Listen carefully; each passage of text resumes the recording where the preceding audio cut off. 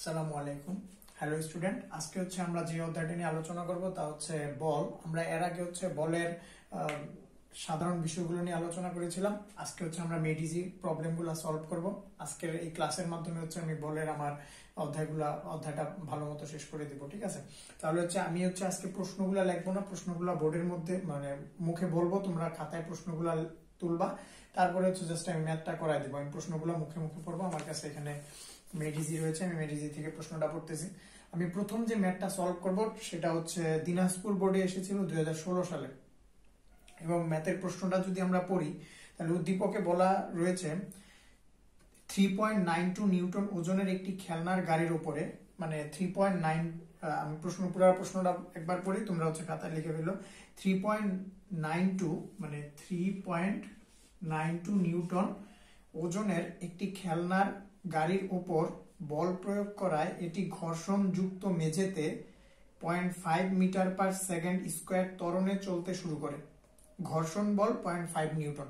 এটা উদ্দীপকটা দেওয়া আছে। তাহলে উদ্দীপকে যা যা দেওয়া আছে আমরা উদ্দীপকের ইয়াগুলা আগে খাতায় লিখে ফেলি। ঠিক আছে, তাহলে এখানে বলছে 3.9 নিউটন ওজনের, ওজন মানে কি, ডব্লিউ এর মান দেওয়া আছে। তাহলে আমরা লিখি ডব্লিউ ইকুয়ালস টু 3.92 নিউটন ওজনের একটি খেলনা গাড়ির উপরে বল প্রয়োগ করায়, কত বল প্রয়োগ করা রয়েছে এটা বলে নাই, জাস্ট বলছে বল প্রয়োগ করায় এটি ঘর্ষণযুক্ত মেঝেতে। আমরা ঘর্ষণযুক্ত মেঝেকে যদি এফ কে দ্বারা প্রকাশ করি, ঘর্ষণযুক্ত মেঝেতে এত মিটার পার সেকেন্ড স্কোয়ার ত্বরণে চলতে শুরু করে। হ্যাঁ, তাহলে কত ত্বরণে, এটা ত্বরণের মানটা বলে দিছে। ঘর্ষণযুক্ত মেঝেতে 0.5 মিটার পার সেকেন্ড স্কোয়ার ত্বরণে চলতে শুরু করে। ঘর্ষণ বল এফ কে এর মান বলে দিছে, ঘর্ষণ বলের মান 0.5 নিউটন। এই তথ্যগুলো আমার দেওয়া আছে। ঠিক আছে, এখন আমাদের ক নাম্বার প্রশ্ন, অভিকর্ষ ত্বরণ কাকে বলে? তাহলে এটাকে অভিকর্ষ বলের প্রভাবে কোনো একটা বস্তু নিচের দিকে যে মুক্তভাবে পরন্ত বস্তুর বেগ বৃদ্ধির হারকে অভিকর্ষ ত্বরণ বলা হয়, অথবা সময়ের সাথে অভিকর্ষের প্রভাবে মুক্তভাবে পরন্ত বস্তুর বেগকে অভিকর্ষ ত্বরণ বলে। সময়ের সাথে অভিকর্ষ বলের প্রভাবে মুক্ত বস্তুর বেগ বৃদ্ধির হার, ত্বরণ কাকে বলে? বেগ বৃদ্ধির হারকে ত্বরণ বলে। আর অভিকর্ষ ত্বরণ সময়ের সাথে একটা মুক্তভাবে পরন্ত বস্তুর অভিকর্ষ বলের প্রভাবে বেগ বৃদ্ধির হারকে, যেহেতু অভিকর্ষ ত্বরণ বলছে, তাহলে এখানে অভিকর্ষ বলের প্রভাবটা বলতে হবে। অভিকর্ষ বলের প্রভাবে বস্তুর বেগ বৃদ্ধির হার কি? অভিকর্ষ ত্বরণ বলে। আমরা যদি সংজ্ঞাটা ঠিকভাবে বলি, সময়ের সাথে মুক্তভাবে পরন্ত বস্তুর অভিকর্ষ বলের প্রভাবে বেগ বৃদ্ধির হারকে অভিকর্ষ ত্বরণ বলে। খ নাম্বারে আসছিল পৃথিবীর কেন্দ্রে বস্তুর ওজন শূন্য কেন? তাহলে পৃথিবীর কেন্দ্রে বস্তুর ওজন আমরা কি? ওজন কিন্তু ডব্লিউ দ্বারা প্রকাশ করে। W equals to mg। ভর ও যে অভিকর্ষ ত্বরণের গুণফলকে ওজন বলা হয়। কারণ পৃথিবীর কেন্দ্রে কোনো বস্তুর ওজন কেন শূন্য? কারণ পৃথিবীর কেন্দ্রে অভিকর্ষ ত্বরণের মান শূন্য। যেহেতু পৃথিবীর কেন্দ্রে অভিকর্ষ ত্বরণের মান শূন্য, আমরা জানি ভরের সাথে অভিকর্ষ ত্বরণ গুণ করলে ওজন পাওয়া যায়। যেহেতু পৃথিবীর কেন্দ্রে অভিকর্ষ ত্বরণের মান শূন্য, এই কারণে পৃথিবীর কেন্দ্রে কোনো বস্তুর ওজনও শূন্য। এটা খ নাম্বার প্রশ্নে আসছিল। গ নাম্বারে বলছে গাড়ির উপর প্রযুক্ত বলের মান কত? আমরা যদি ইয়াটা বলি, গাড়ির উপরে প্রযুক্ত বলের মান, এফ এর মান জানতে চাইছে। ঠিক আছে, এফ এর মান কত? গাড়ির উপরে প্রযুক্ত বলের মান বা এফ এর মান কত, এটা জানতে চাওয়া হয়েছে। তাহলে এটা এভাবে আমরা কিভাবে করব? আমরা তো নিউটনের গতির দ্বিতীয় সূত্র থেকে জানি। নিউটনের গতির দ্বিতীয় সূত্রটা কি ছিল? নিউটনের গতির দ্বিতীয় সূত্র ছিল এফ সমান এম এ। কিন্তু এখানে কিন্তু ঘটনা আছে। এফ সমান এম এ কখন? যখন বাতাসের বাধা বা ঘর্ষণ বল এগুলা না থাকবে, তখন এফ সমান এম এ। কিন্তু এখানে আমাদের কিন্তু উদ্দীপকটা ছিল ঘর্ষণযুক্ত মেঝেতে, এবং ঘর্ষণ বলের মান বলে দিছে 0.5 নিউটন। তাহলে ঘর্ষণ বলের মান বলে দিছে। তাহলে ঘর্ষণ বলের মান বলে দিলে ঘর্ষণ বল কি করে? আমরা আমাদের যখন আমরা থিওরি পড়াইছিলাম, তখন বলছিলাম ঘর্ষণ বল সবসময় গতির বিপরীতে, বা তুমি যেদিকে বল প্রয়োগ করো তার বিপরীত দিয়ে কাজ করে, বা ঘর্ষণ বল গতির বিপরীত দিয়ে কাজ করে। তাহলে বল নর্মালি কি করে? তুমি যেদিকে বল প্রয়োগ করবা বস্তুর সরণ নর্মালি ওই দিকেই হবে। তাহলে ঘর্ষণ বলটা কিন্তু আমার বলের বিপরীত দিকে কাজ করতেছে। আমি যেদিকে বল প্রয়োগ করতেছি, ঘর্ষণ বল তার বিপরীত দিকে কাজ করতেছে। তাহলে আমাদের যে অ্যাকচুয়ালি মনে করো আমি এখানে একটা খেলনার গাড়ি আছে, এই খেলনার গাড়ির উপরে বল প্রয়োগ করছে, বল প্রয়োগ করে খেলনার গাড়িটা এদিক বরাবর যাবে, তাহলে ঘর্ষণ বল কাজ করবে এদিক বরাবর। তাহলে ঘর্ষণ বল এদিকে কাজ করার পরেও খেলনার গাড়িটা 0.5 মিটার পার সেকেন্ড স্কোয়ার ত্বরণে এদিকে চলতেছে। তার মানে অ্যাকচুয়ালি কি করতেছে, লব্ধি বলটা আমার ওইদিকে কাজ করতেছে। এই জিনিসটা বুঝতেছো না? মানে আমি একটা খেলনার গাড়িকে বল প্রয়োগ করছি, খেলনার গাড়িকে বল প্রয়োগ করায় খেলনার গাড়িটা হচ্ছে ঘর্ষণযুক্ত মেঝেতে ঘষা খাইতেছে, কিন্তু সে ওইদিকে যাচ্ছে, ঘর্ষণ বল তাকে এইদিকে ঠেলতেছে। কিন্তু এখানে এইদিকে মনে করে একটা ছোট বল কাজ করতেছে, ছোট বল মনে করে যে 0.5 নিউটন, আর এইদিকে হচ্ছে একটা বড় বল কাজ করতেছে, মনে করে 2 নিউটন। তাহলে 2 নিউটন বলটা কি করবে, ওইদিকে যাবে, আর 0.5 নিউটন, তাহলে লব্ধি বলটা কিন্তু 1.5 নিউটন ওইদিকে যায়, তাহলে লব্ধি বলটা ওইদিকে কাজ করতেছে। এবং এই বলের প্রভাবে আমি এটা আনুমানিক বুঝাইতেছি 2 নিউটন, আসলে আমাদের অঙ্ক করে বলতে হবে, এফ এর মানই জানতে চাইছে। তাহলে এই 1.5 নিউটন বলের কারণে 0.5 মিটার পার সেকেন্ড স্কয়ার ত্বরণে বস্তু খেলনার গাড়িটা ওইদিকে যাইতেছে। আমার কথা বুঝতে পারছো? তার মানে অ্যাকচুয়ালি যেহেতু ঘর্ষণ বল আছে, ঘর্ষণ বল থাকলে তোমরা সূত্রটা এভাবে মনে রাখবা, যেহেতু ঘর্ষণ বল রয়েছে, ঘর্ষণ বল থাকায় এবং গাড়িটি 0.5 মিটার পার সেকেন্ড স্কয়ার ত্বরণে বলের দিকে চলায়, আমরা লিখতে পারবো হচ্ছে F minus F K equals to M A, F minus F K equals to M A. ঠিক আছে, তাহলে এফ সমান কি লিখতে পারবো, আমার কালি নেই, এফ সমান লেখা যাবে হচ্ছে এম এ প্লাস এফ কে। তাহলে এম এ প্লাস এফ কে, এখন কথা হয়েছে আমাদের কি এ এর মানটা আমরা জানি, এ এর মান জানি, এম এর মান জানি, এম এর মান কিন্তু জানি না। তাহলে এম এর মানটা আমি কিভাবে বের করব, এম এর মানটা বের করবো, এই যে এখানে দেখো হচ্ছে ডব্লিউ এর মান দেওয়া আছে 3.92 নিউটন। তাহলে ডব্লিউ এর মান থেকে কিন্তু আমরা জানি কি ডব্লিউ সমান হচ্ছে এম, আর কি ডব্লিউ সমান হচ্ছে তোমার কি এম জি, ডব্লিউ সমান এম জি। তাহলে ডব্লিউ এর মান কত, 3.92, আর জি এর মান, এম এর মান আমি জানি না, জি এর মান 9.8। তাহলে এম এর মান কত হবে, 3.92 ভাগ 9.8। তাহলে এখান থেকে ক্যালকুলেটরে করি, আমার ক্যালকুলেটরে তোমরা এখানে নিজে করে নিও, আমি হচ্ছে এখান থেকে দেখে করে ফেলি, 0.4 কেজি হয়। তাহলে এম এর মান হইতেছে 0.4 কেজি। তাহলে এম এর মান জানি, তাহলে এম এর মান হচ্ছে, এখন এখানে হচ্ছে কি ওজন বোঝানো হয়েছে, ওজন কিন্তু সবসময় নিচের দিকে কাজ করে, যার কারণে অভিকর্ষ ত্বরণটা আমরা 9.8 ধরছি। আর এখানে এক্স অক্ষ বরাবর বা ভূমির উপরে আমি বল প্রয়োগ করায়, হ্যাঁ ঘর্ষণযুক্ত মেঝেতে বল প্রয়োগ করায় গাড়িটা হচ্ছে 0.5 মিটার পার সেকেন্ড স্কয়ার ত্বরণে চলছিল।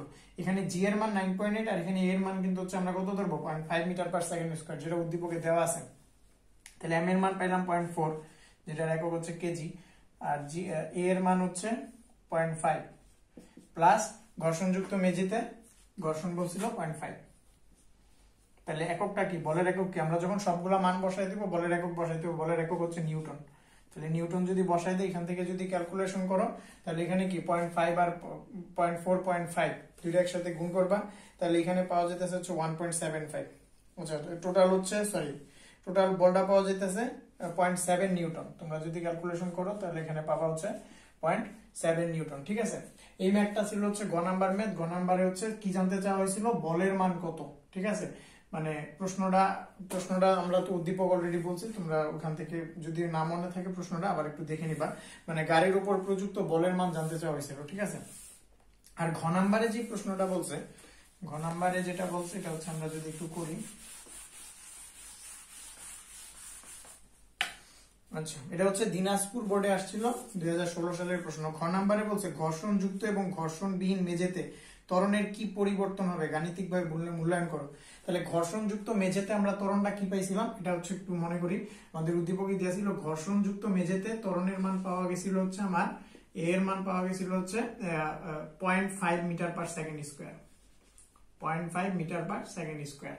ঠিক আছে, আর ঘর্ষণবিহীন মেঝেতে আমার বলের মান কত, আমি গ থেকে বলের মান বের করছি, গ থেকে বলের মান এফ সমান পাইছি হচ্ছে আমার 0.7 নিউটন। হ্যাঁ, এফ সমান পাইছি 0.7 নিউটন, এবং গ থেকে হচ্ছে আমি বস্তুর ভরও বের করছিলাম, বস্তুর ভর পাওয়া গেছিল হচ্ছে 0.4 কেজি।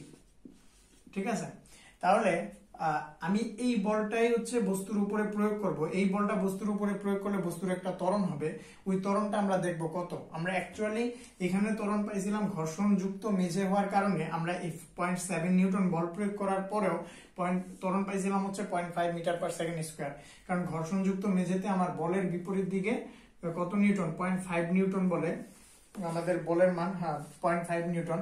ওই এফ কে বা ঘর্ষণ বল হচ্ছে 0.5 নিউটন হচ্ছে আমি যেদিকে বল প্রয়োগ করছি তার বিপরীত দিকে 0.5 নিউটন বল আমাকে ধাক্কা দিচ্ছিল, যার কারণে আমি ত্বরণ পাইছিলাম 0.5 metre per second square. But যদি এই ঘর্ষণ বলটা না থাকে তাহলে কি হবে? ঘর্ষণ বলটা যদি না থাকে, আমি যেই বলটা প্রয়োগ করব এই বলটাই বস্তুটার ত্বরণ তৈরি করবে, ঠিক আছে? তাহলে ত্বরণের মান আমরা নিউটনের দ্বিতীয় সূত্র থেকে জানি, F সমান ma। হ্যাঁ, F সমান ma। তাহলে আমাদের a এর মানটা বের করতে বলছে, তাহলে a সমান কি লেখা যাবে? F by m। তাহলে f এর মান কত? f এর মান হচ্ছে 0.7 আর m এর মান কত? 0.4। এককটা হবে মিটার পার সেকেন্ড স্কয়ার। তাহলে এখান থেকে হচ্ছে যদি হিসাব করো, তাহলে এখান থেকে ত্বরণের মানটা আসে হচ্ছে 1.75 মিটার পার সেকেন্ড স্কয়ার, ঠিক আছে? 1.75 মিটার পার সেকেন্ড স্কয়ার। তাহলে এখানে ঘটনাটা কি ঘটছে? আমাদের প্রথমে ঘর্ষণযুক্ত মেঝেতে এই বলটা প্রয়োগ করে আমি ত্বরণ পেয়েছিলাম 0.5 মিটার পার সেকেন্ড স্কয়ার। আর যদি ঘর্ষণবিহীন মেঝেতে এই বলটাই প্রয়োগ করতাম তখন ত্বরণ পাওয়া যেতেছে 1.75 মিটার পার সেকেন্ড স্কয়ার।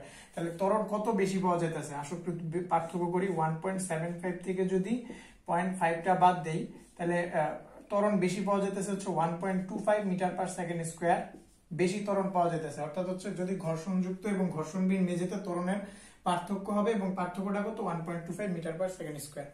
আশা করি তোমরা এই প্রশ্নটা বুঝতে পেরেছো। হ্যাঁ, আমরা একটা ফুল সৃজনশীল সলভ করলাম। এবার হচ্ছে আমরা আরেকটা সৃজনশীল সলভ করব, এবং এই সৃজনশীলটা হচ্ছে যশোর বোর্ডে এসেছিল 2017 সালে, ঠিক আছে?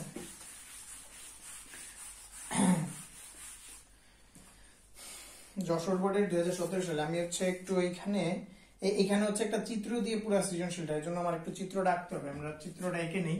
তাহলে একটা উদ্দীপকে একটা চিত্র দেওয়া আছে, এবং এইরকম y অক্ষ বরাবর দেওয়া আছে ভরবেগ, y অক্ষ বরাবর দেওয়া আছে হচ্ছে ভরবেগ। ভরবেগের গুণফলকে হচ্ছে ভরবেগ বলে আমরা কিন্তু বলছিলাম।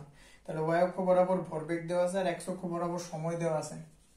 ভরবেগকে p দ্বারা প্রকাশ করা হয়, আর সময়কে কি t দ্বারা প্রকাশ করা হয় নাকি? x অক্ষ বরাবর সময় দেওয়া আছে, এবং হচ্ছে এখানে 0 বিন্দু এদিক বরাবর বাড়তে থাকবে, এদিক বরাবর বাড়তে থাকবে। এখানে হচ্ছে এটা 200 আর এটা 300। ভরবেগ 200 300, আর x অক্ষ বরাবর এটা 0, তারপরে 20, এটা হচ্ছে 20, তারপরে 45, এটা হচ্ছে 45, তারপরে 60, এটা হচ্ছে 60, তারপরে 90, তাহলে এটা হচ্ছে 90। তাহলে এদিক বরাবর এখানে 200 আসবে, এরকম দেওয়া আছে চিত্রটা। পরে 45, এটা মুছে দিবা, আসলে এটা নাই। 45, তারপরে 60 থেকে হচ্ছে এরকম, 60 থেকে যাবে 300,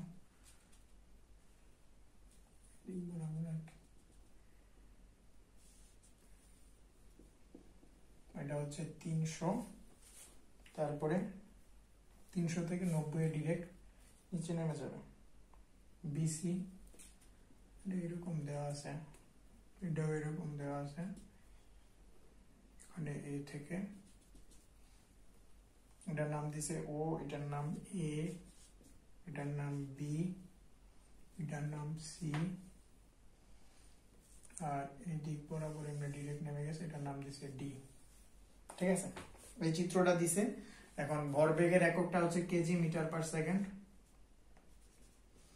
কেজি মিটার পার সেকেন্ড, আর সময়ের এককটা হচ্ছে সেকেন্ড, এটা তোমরা জানোই। এখানে চিত্র বলছে 10 কেজি ভরের একটি বস্তুর ভরবেগ, মানে এম এর মানটা 10 কেজি বলে দিছে। 10 কেজি বস্তুর একটি ভরবেগ দেওয়া আছে, এবং এখানে 200 কেজি মিটার পার সেকেন্ড, এখানে 300 কেজি মিটার পার সেকেন্ড, ঠিক আছে? এই চিত্রটা আশা করি হচ্ছে তোমরা উদ্দীপকটা বুঝতে পেরেছো। প্রথমে ক নাম্বারে বলছে ভরবেগের সংরক্ষণ সূত্রটি লিখো। তাহলে ভরবেগের সংরক্ষণ সূত্রটা কি? যখন কোনো বস্তুর উপরে ভরবেগের সংরক্ষণ সূত্র মানে হচ্ছে m1 আদি ভরবেগ এবং শেষ ভরবেগ শূন্য থাকবে, ঠিক আছে? মানে আদি ভরবেগ এবং শেষ ভরবেগের সমষ্টিটা সমান থাকবে আর কি, নিট বল শূন্য থাকবে। এখানে বলছে যখন কোনো ব্যবস্থার উপর প্রযুক্ত নিট বাহ্যিক বল শূন্য হয় তখন ব্যবস্থাটির মোট ভরবেগ সংরক্ষিত থাকে। আসলে এটা দিয়ে হচ্ছে ভালো বুঝা যেতেছে না। এখানে যে সূত্রটা বলছে, ঘটনাটা হচ্ছে সংঘর্ষের আগে বস্তুর মোট ভরবেগ এবং সংঘর্ষের পরে বস্তুর মোট ভরবেগ সমান থাকে। হ্যাঁ, এটা কি হচ্ছে ভরবেগের সংরক্ষণ সূত্র বলে। কোনো একটা বস্তুর সাথে, মনে করো এখানে একটা বস্তু আছে আর এখানে একটা বস্তু আছে, দুইটা বস্তু সংঘর্ষ হলো। সংঘর্ষের পরে আবার বস্তুটা এরকম হয়ে গেল। হ্যাঁ, তাহলে সংঘর্ষের আগে মনে করো এই বস্তুটার ভর m1, এই বস্তুটার ভর m2। সংঘর্ষের পরেও তো ভর তো চেঞ্জ হবে না, ভর m1 m2ই থাকবে। এখানে আদি অবস্থায় এই বস্তুটার বেগ u1, এই বস্তুটার বেগ u2, এই বস্তুটার শেষ বেগ হচ্ছে সংঘর্ষের পরে বেগ v1 v2 হয়ে গেল। তাহলে এই যে সংঘর্ষের আগে এই দুইটা বস্তুর যে ভরবেগের সমষ্টি m1 u1 plus m2 u2, এবং সংঘর্ষের পরে এই দুইটা বস্তুর যে বেগের সমষ্টি, এই দুইটা সমান থাকবে। এটাই হচ্ছে ভরবেগের সংরক্ষণ সূত্র বলে। এটাই হচ্ছে তোমাদের মানে হচ্ছে বইয়ের মধ্যে এমনি বলছে, তোমরা সূত্রটা দেখানো, যখন কোনো ব্যবস্থার উপর প্রযুক্ত নিট বাহ্যিক বল শূন্য হয়। মানে দেখো আদি ভরবেগ এবং যদি শেষ ভরবেগ সমান থাকে তাহলে একটা নিট বাহ্যিক বল